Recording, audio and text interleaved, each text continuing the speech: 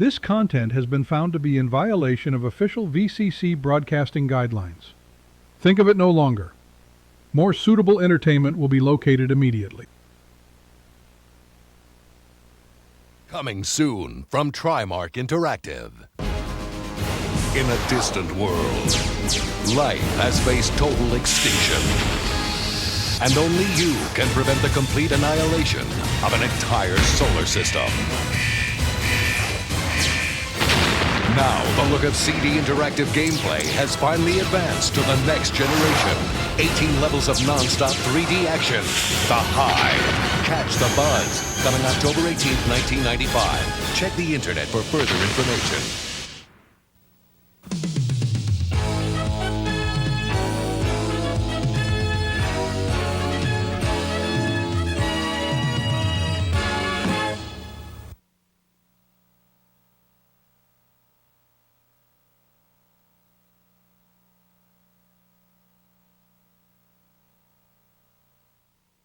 The following program deals with controversial subjects. The theories, opinions, and beliefs expressed are not the only possible interpretation.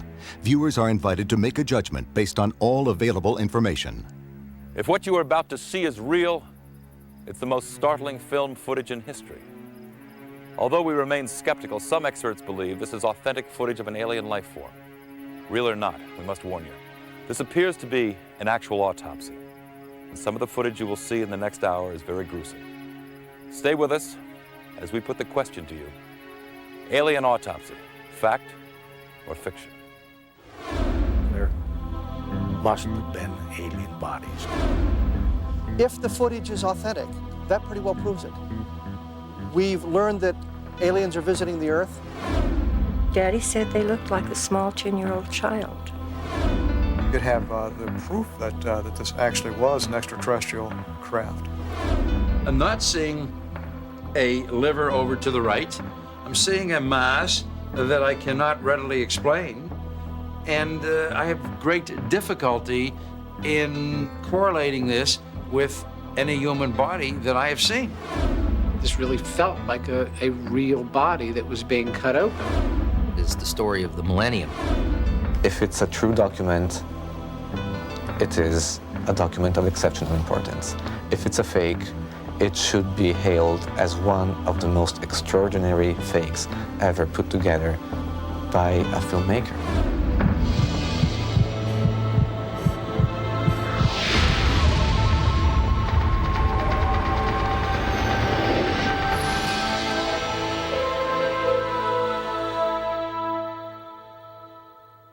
This is the Army airfield in Roswell, New Mexico. During World War II, this was the base of the elite 509th Bomb Group. The Enola Gay that dropped the atomic bomb on Japan originated from here. The men and women who lived and worked here were used to keeping secrets. But in the summer of 1947, something definitely crashed just outside of town. And 48 years later, it remains a mystery. Headline edition, July 8, 1947. The Army Air Forces has announced that a flying disc has been found and is now in the possession of the Army. Army officers say the missile, found sometime last week, has been inspected at Roswell, New Mexico, and sent to Wright Field, Ohio, for further inspection.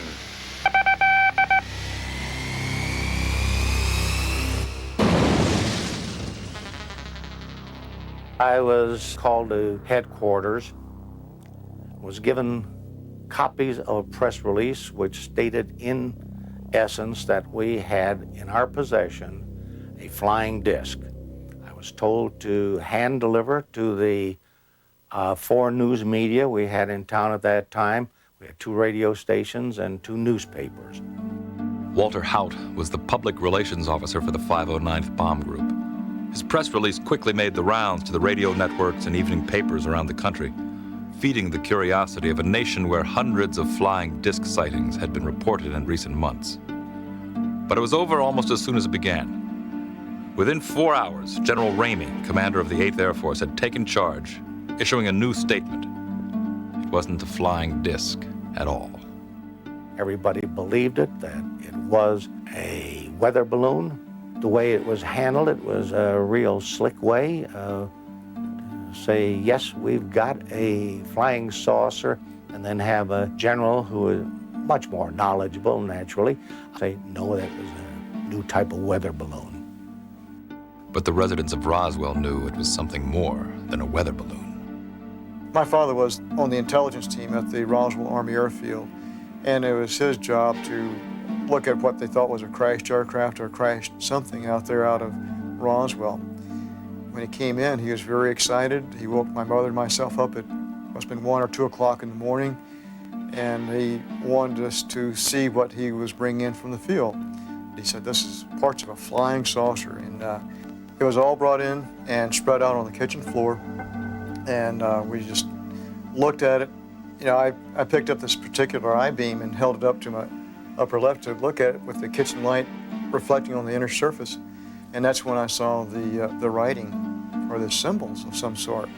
I thought at first, this is hieroglyphics or some kind of writing like that. It certainly looked alien to me. While researching a book on the incident, author Kevin Randall discovered that more people had handled the crash debris than anyone had ever suspected. I think at last count, I had spoken to around 4 dozen people who handled various aspects of the debris. The most dramatic is the foil-like material that you could wad up into a ball and let it go and it would unfold itself. They tried to burn it and they couldn't burn it. It wouldn't catch on fire, and they took out their pocket knives and they tried to cut it, and they couldn't cut it. Frankie Rowe had watched as her father, the Roswell fire captain, and his crew played with a piece of the strange metal. I guess they all had their chance to play with it for a while, and it was laying on the table, so I reached over and picked it up. And I played for it probably about 5 minutes. When you would wad it up in your hand, you couldn't feel it in your hand. You couldn't feel you had anything there. And it would go to a size that was so small that you'd have to look to see if it was still in your hand. And then when you drop it, it spread out all over the table. I sincerely believe we had the crash of something from outer space, because we still don't have materials that compare with the descriptions I've gotten of the material that was picked up out on the ranch and brought into town. If there was any doubt that a flying saucer had crashed, Frankie Rowe's father, one of the first at the crash site, had seen the most convincing proof of all. Living proof. Daddy came in so excited, and he said what they saw was not from this world. There were 2 bodies that were laying on the ground outside of this craft, and that there was one, what he called little person. And he said there's one little person that was walking around, and he said they were still alive.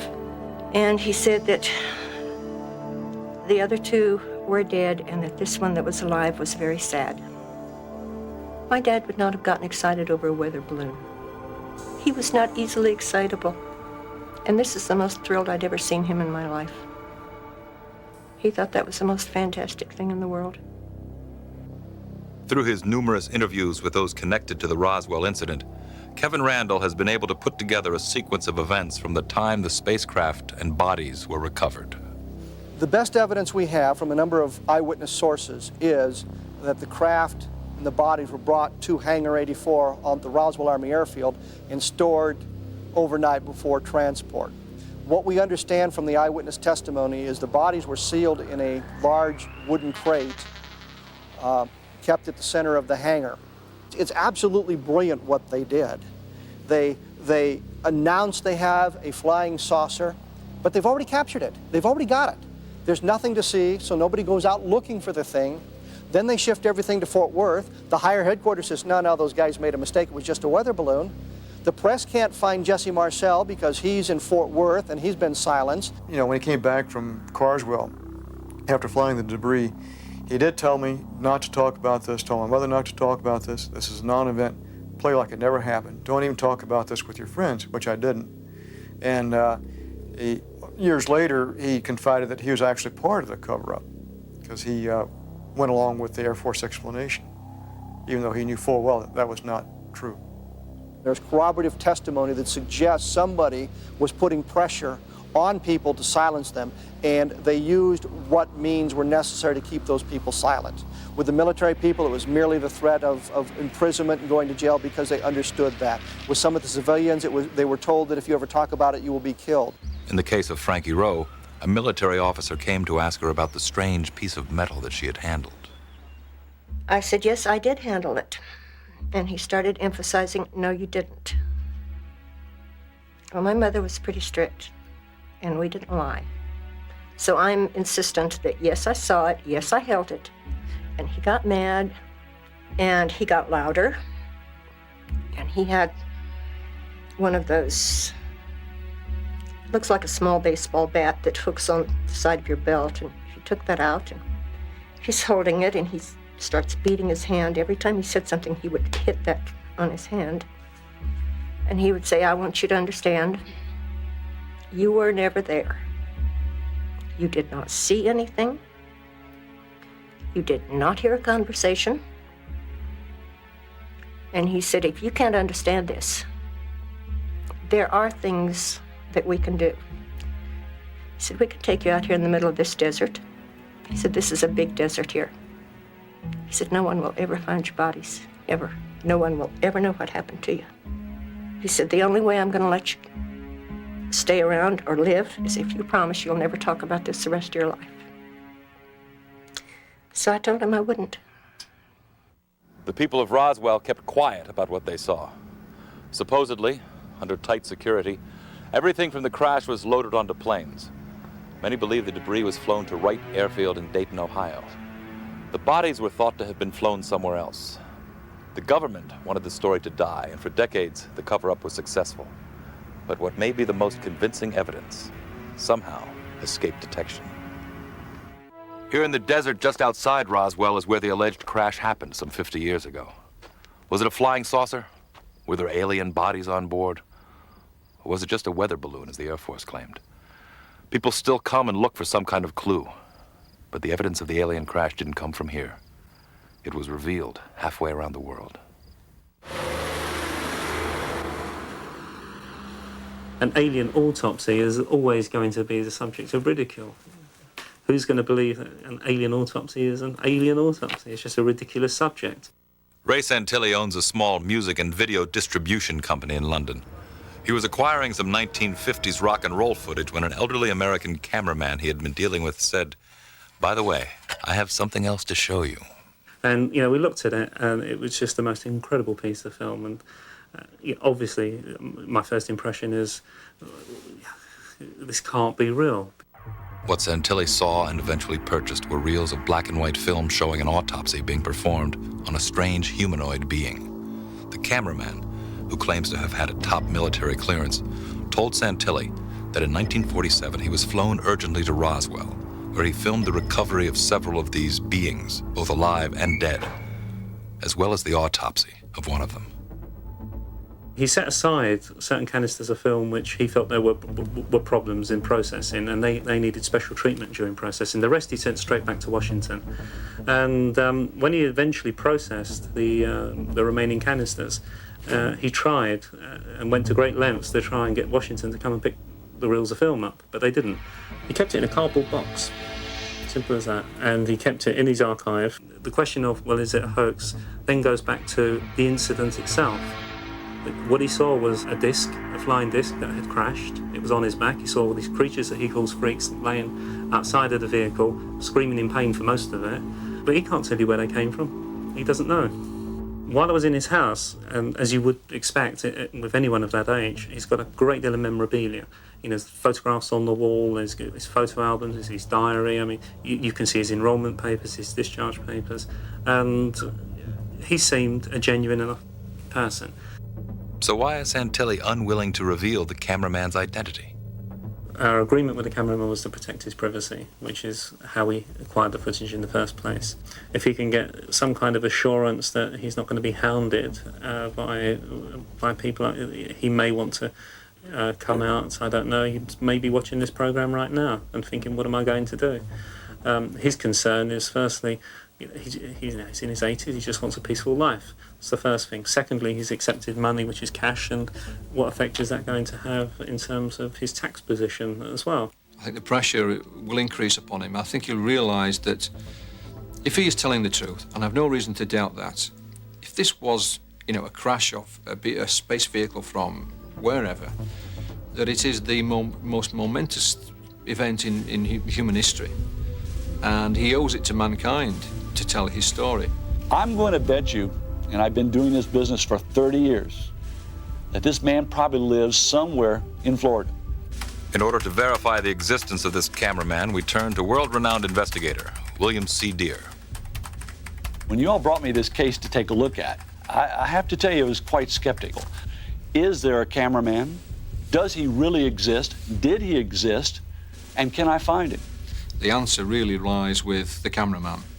That's where the answer lies, in trying to authenticate this film one way or the other. We've satisfied ourselves that the footage is genuine. It's not a question of the Hitler diaries or a situation like that. All we're doing is we're placing it into the public domain and saying, look, here it is, please investigate us. This film we're about to show you is either the first documentary evidence that an alien being visited our planet, or it's one of the most ambitious and fantastic frauds ever put on film. The alleged cameraman claims he shot the footage at Fort Worth Army Air Base. In a letter, he explains to us that one of the aliens discovered near Roswell had been secretly flown there for further study. This could be the world's first look at an actual being from another planet.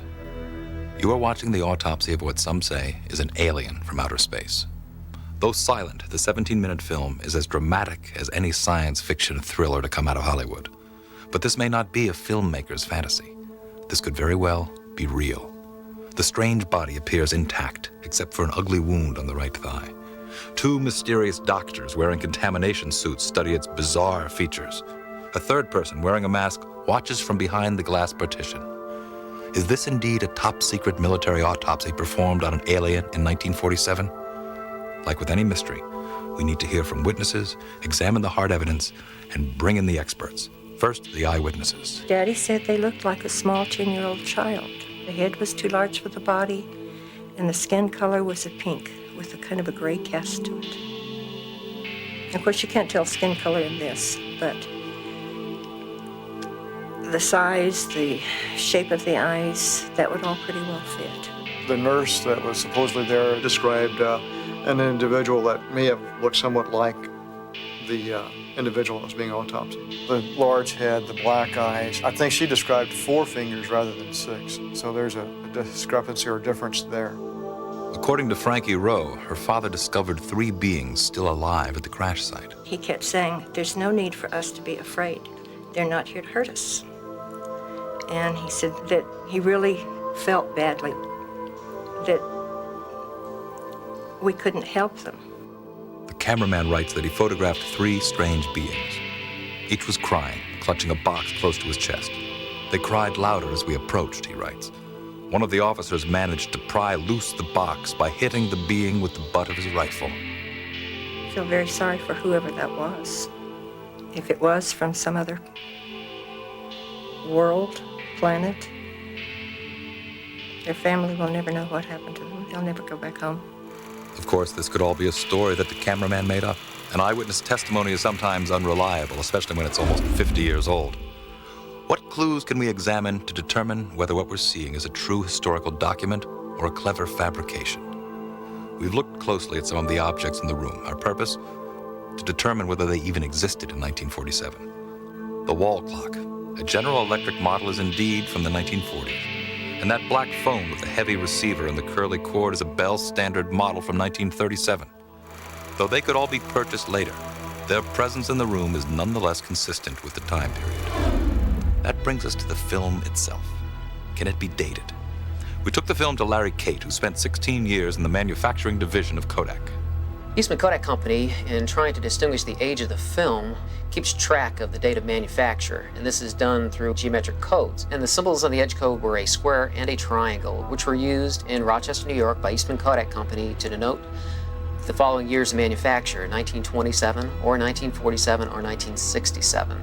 So the film stock itself could be from 1947. What about the way it was shot?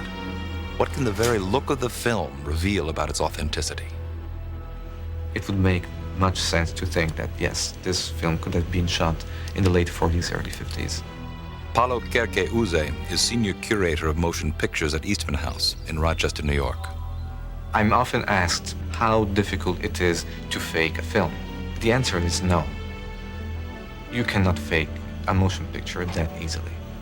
It would require an amount of technical know-how, of sophistication, that would make the operation not worthwhile. I have to say I feel that what we've seen here is a hoax. Alan Davio is one of Hollywood's most acclaimed cinematographers. He was the director of photography on E.T., Bugsy, Empire of the Sun, and Congo. Davio is suspicious of the film because of how it regularly goes out of focus as if to hide what may not be real. What we're seeing here is somebody photographing this, intentionally letting the image go out of focus. It just doesn't make sense that he would go in and make no adjustment on the focus.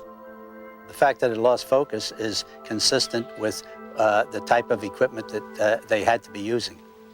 Roderick Ryan knows as much as anyone about what it was like filming for the military in the 1940s. A combat cameraman for the Navy, he photographed the most secret government projects during the 40s and 50s, including the atomic bomb tests at Bikini Atoll. The cameras in general use at that time by the military were Filmo cameras made by Bell & Howell.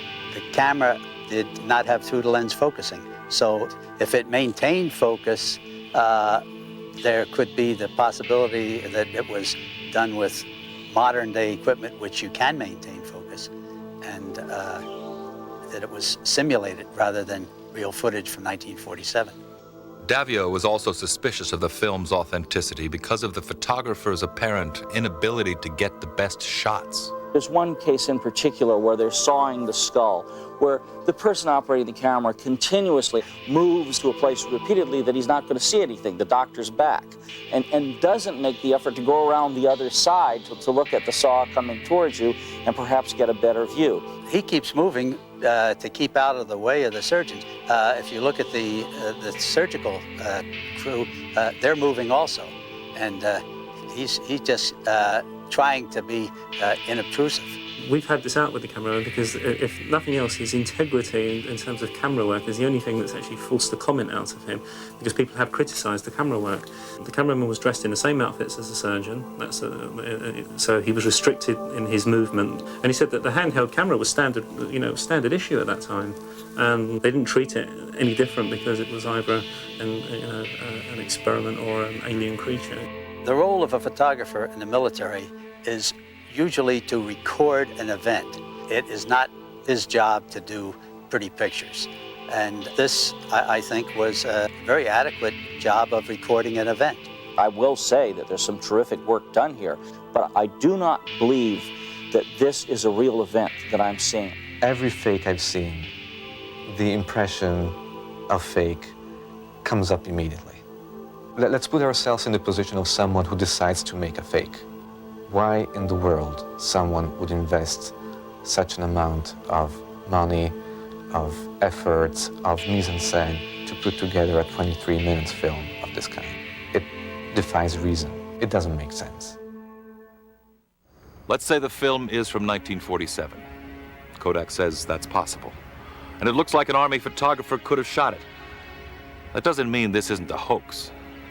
But how far would someone have to go to stage it? Camera tricks are one thing. But how do you fake the flesh and blood body of an alien? Especially one that's about to be cut open. Is this really an autopsy of an alien being? Or could it be something else? A dummy? A deformed human? An incredible hoax? To find out, we showed the film to two of the world's leading pathologists. And I have to issue a warning at this point. What you are about to see is extremely graphic. Chris Milroy is a senior lecturer in forensic pathology at the University of Sheffield in England. His expertise in determining the cause of death has made him a sought-after witness in murder cases around the world. Cyril Wecht is a past president of the American Academy of Forensic Sciences. He has performed or supervised close to 40,000 autopsies. I have never performed an autopsy on any body that even closely resembles the being that we see on this film. Well, the ears are low set. They're below the position that one would expect to see in a normal human being. This strange creature that some are saying comes from outer space does fit the popular conception of what an alien looks like. The huge head and enlarged eyes are familiar from books and movies about otherworldly visitors. And it has other bizarre features not common to humans. There are 6 fingers on each hand, and there are also 6 toes on each foot, a condition known as polydactyly. And that's seen in various kinds of chromosomal or genetic abnormalities and defects. You don't see any male genitalia, and therefore all the indications are it looks like a female body, but without any secondary sexual development. In other words, there are no developed breasts. Wecht's initial reaction was that we were looking at a woman with Turner's syndrome, a chromosomal disorder that affects 1 in 5,000 female births. The victims, who are lacking feminine chromosomes, do not develop sexually. However, few survive into adulthood. 99% of people who have these sexual chromosomal abnormalities abort spontaneously. In other words, they're just not born. So one of the things that I would think of is the possibility of a very, very rare Turner's syndrome baby that managed to survive well into the teens. But Turner's syndrome is not its only defect. There are also the 6 fingers and toes and the enlarged eyes. Can this extraordinary diversity of disorders ever appear in one human being? I wouldn't be surprised to find something with this pattern of abnormalities. I would think it would be very rare, but I wouldn't be surprised if someone said that this has been described somewhere in the medical literature. Not only is the body being examined a mystery, but so are the examiners hidden behind their contamination suits. As respected teachers, both Wecht and Milroy have trained hundreds of doctors. They know how a real autopsy is conducted versus what would give away an amateur or even an actor. They are either pathologists or they're surgeons who have done a fair number of autopsies. This supposedly was filmed in 1947, and while things haven't changed, we see some things that would have been expected at that time, such as the use of a handsaw in removing the skull cap. I should also like to point out that this kind of a rectangular-shaped, somewhat sunken tray was the kind that I recall being around many, many years ago. We don't see these things around very much today, if at all. The basic procedures that were being carried out are those that one would do in an autopsy.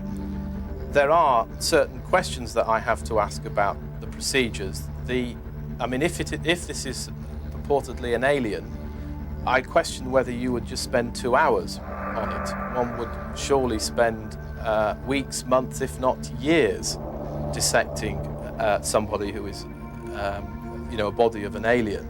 If this is an alien, then it reportedly died when its space vehicle crashed to Earth.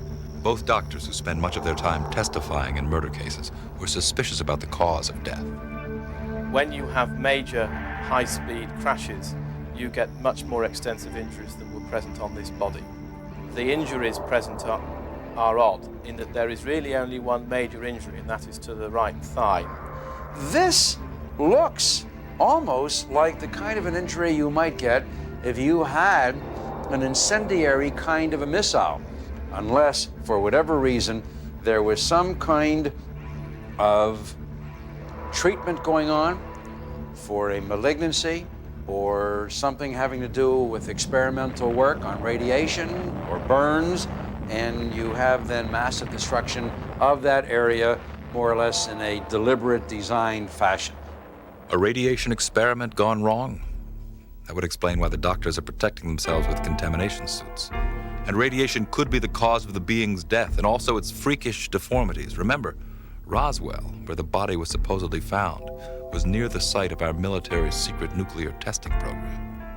Could this represent some very unfortunate woman who had a malignancy, probably of the ovaries or the cervix, the uterus, who then received radiation treatment? That's a possibility that we should keep in mind. But that would not explain, as far as I'm concerned, obviously the polydactyly. That's not going to make toes and fingers grow. That would not explain the disproportionately large head. and would not explain the disproportionately large orbital sockets. If the pathologist cannot yet explain what could have caused this uniquely deformed creature, maybe they'll find the answer to the mystery when the dissection begins. That's when they take their examination to the inside of the body. I cannot relate these structures to abdominal contents. The liver, if it were the liver, should be over here to the right. I'm seeing a mass that I cannot readily explain, and I have great difficulty in correlating this with any human body that I have seen. This is a structure that must be the brain if it is a human being. It looks like no brain that I've ever seen, whether it's a brain filled with tumor, a brain that has been radiated, a brain that has been traumatized and is hemorrhagic. When it was outside of the body, what was shown in the tray did not to me look like a human brain. It just looked too discoloured and misshapen. I would have to say, as difficult as it is for me to say it, as reluctant as I am to say it, that what I have seen here does not appear to be a human being. What is this? I would prefer to say, for the time being, that it is humanoid. I'm not going to say it is from a distant planet. What planet? I don't know. But I cannot say that it is a member of the human race, as you and I know the human race. Of course, another explanation is that this is not the body of a flesh and blood being at all, but rather a man-made creation designed to fool whoever sees it. How hard would it be to make a dummy that bleeds so convincingly? No one is better at tricking the public that monsters can be real than Stan Winston, whose company has created some of the most lifelike creatures to come out of Hollywood.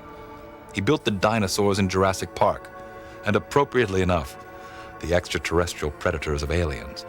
For Winston, recreating a simple humanoid like this should be a piece of cake. My initial reaction when I first saw the piece was that it was not real, that it was a body that someone had created as a prop.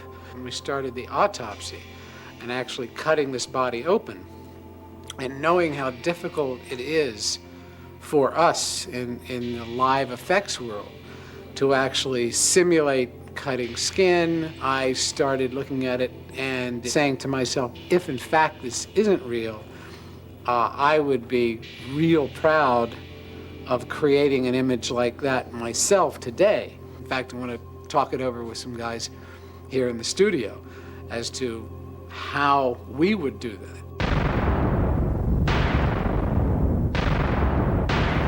When was this supposed to be? 1947. The question is whether or not we could do this if it weren't real. And let's take it back to just before the cut. The organic quality of the legs and the feet, and all that looks very good. You see how uniform the blood is on the inside surface of the skin and the amount of drippage down the side where it's uniformly wet on the inside? But, I mean, we never are able to do that. All right, let's fast forward it to the skull. Yeah, this is pretty incredible if it's a built prop. Point is if we did this, I'd be pretty proud of it. Yeah. This is what I find most interesting. Yeah. Very real. Is the peeling of this skin and how to create this uneven exactly, tearing and of it. how to create that on a skull. Is to cast the skull inside the skin. But what about the wetness? And what about the unevenness of it? It's not like it's been cored. And what about the bleeding of it, the wetness of it that is not, you don't see tubes spurting, you don't see blood drip, it's just all evenly wet. What materials are out there that will duplicate skin like that? I mean, it's mostly the silicones that we're using now, specially formulated silicones, and they didn't I don't have know those in who's- 1947. No, did they didn't. And anybody that's got access to them now has been out there doing a lot of big-time Hollywood monster movie stuff. Yeah, and I don't know how they did this. If it's been done today to look like it was done then, it would be a many, many multiple thousands of dollars. And Stan, even if it wasn't made to look period, I mean, just to do this properly would be really... Be very expensive. And my hat's off to the people who created it, or that poor alien that's dead on that table. Our search for the cameraman is continuing. Here's what we know so far. We have a white male. We know he's 82 or 83 years old currently. We know when he entered the service. We know that he was in the service for 10 years. With a detailed profile constructed, Bill Deere set his team of investigators in motion. That's going to be a really important thing for us to follow up on, because 1955 and the fact they're still in existence is going to give us some credibility as far as morgue files. It gives us something to look at. So let's pay particular attention to that.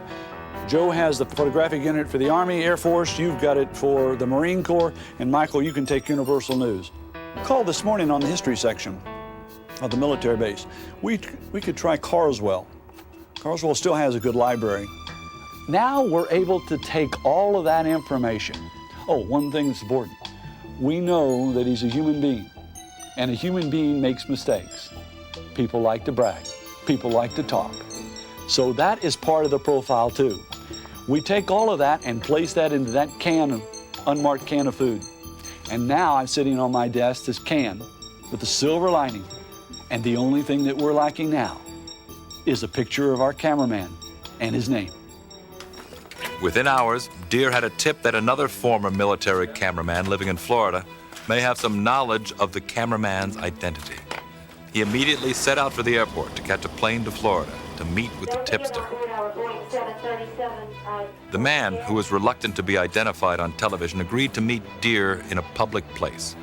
Like our mystery cameraman, this tipster also had top secret military clearance and was present at many of the same secret events. Oh, well, we're sitting at a bar, and this guy I knew a little bit, not real well. And I'm not going to say what town it was in, but we got to talking. And he said, well, I was at Roswell where they say the aliens crashed. And boom, that was it. He didn't say no more. You know, like he woke up and like, uh-oh, I'm shooting my mouth off. And bear in mind, there's a lot more excitement on something like that probably than preparing for the bomb. Here you got dead aliens down there and you're shocked. Everybody probably was. If he shot his mouth off, there's people, the government's knowing about it now. They've got to know about it. And maybe he's been warned already. Maybe you won't see him again no more. If he's talked, there's somebody out there that remembers it. And somebody is going to come forward with that information.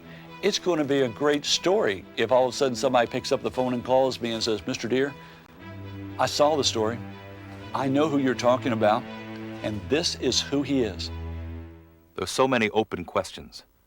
Is the body we've seen really a victim of a fatal accident that happened almost 50 years ago? Did a UFO crash and burn in the New Mexico desert? Could aliens have been curious about our newly developed nuclear technology? What does the government know, and what aren't they telling us? We'll never know until the secrecy surrounding the Roswell incident finally ends. I'm positive that there's information being withheld from the public domain concerning the Roswell event. I'm hoping that they will someday release the information. Tell us what actually happened. The witnesses to this still puzzling event kept to their promises and remained silent for decades. Many lived in fear of the very government to which they now turn for answers. Stephen Schiff, congressman from New Mexico, has taken up their cause. His mission?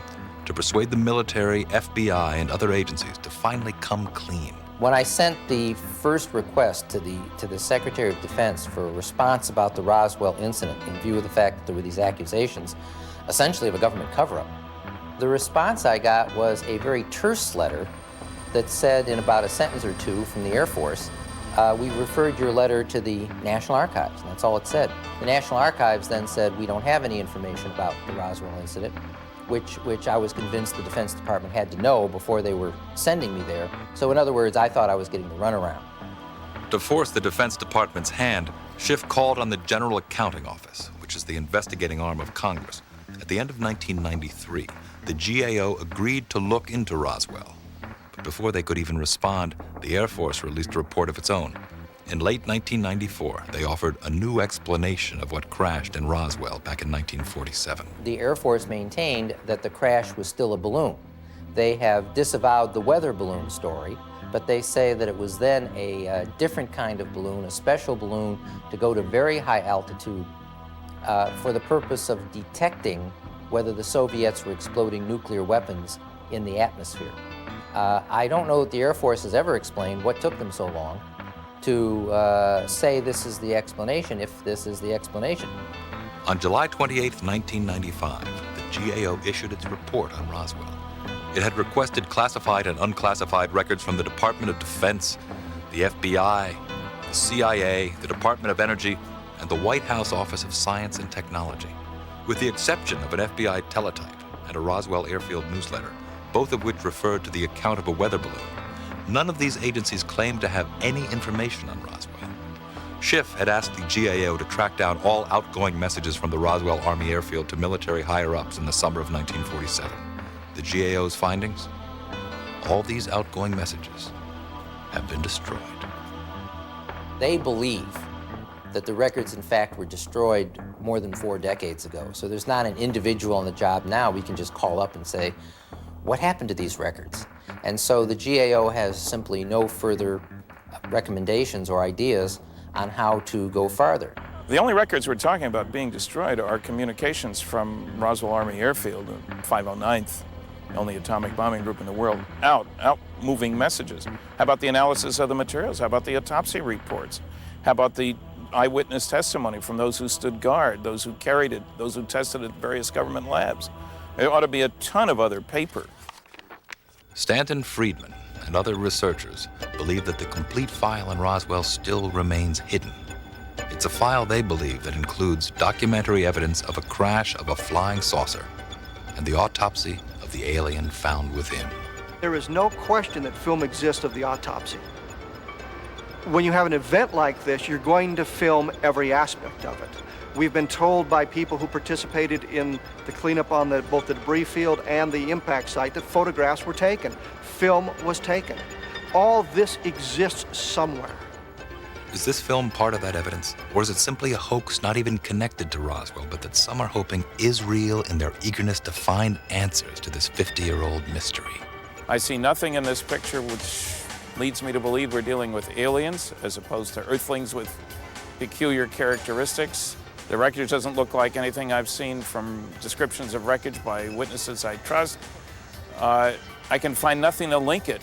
It doesn't seem to me that somebody has put together a gigantic spoof here. If they have, boy, they're wasting their time in engaging in some small ripoff like this. They should be in Hollywood making some fantastic films with Steven Spielberg or something. Nothing about this thing feels phony. If you came to me and said that you created this illusion, you'd be working here like that. My guess is that this was done by somebody strictly for money. I think eventually it will be shown to be a hoax, but by that time, Santilli will have collected his royalties from the different television companies throughout the world, and he will have made the majority of his sales of videos. If it's a true document, it is a document of exceptional importance. If it's a fake, it should be hailed as one of the most extraordinary fakes ever put together by a filmmaker. Was this a real encounter with another civilization? A bizarre human experiment gone wrong? Or an elaborately staged production? We don't claim to have the answer. But by consulting with film experts, eyewitnesses, pathologists, and some of Hollywood's top movie makers, we've given you an opportunity to hear from all sides. Is this alien autopsy really fact or fiction? Until we know more, you'll have to decide. What if? What if? What if the alien is real? Let's consider. He was an explorer, perhaps a scientist. Crashed and died on a distant blue planet, light years from his home. A frightened race of beings found his lifeless body, performed experiments, and hid the results. Why did he come to our planet? What went wrong? Obviously, his own mission failed. But in his death, he may have delivered the most important message mankind has ever received. we are not alone. I'm Jonathan Frakes. Good night.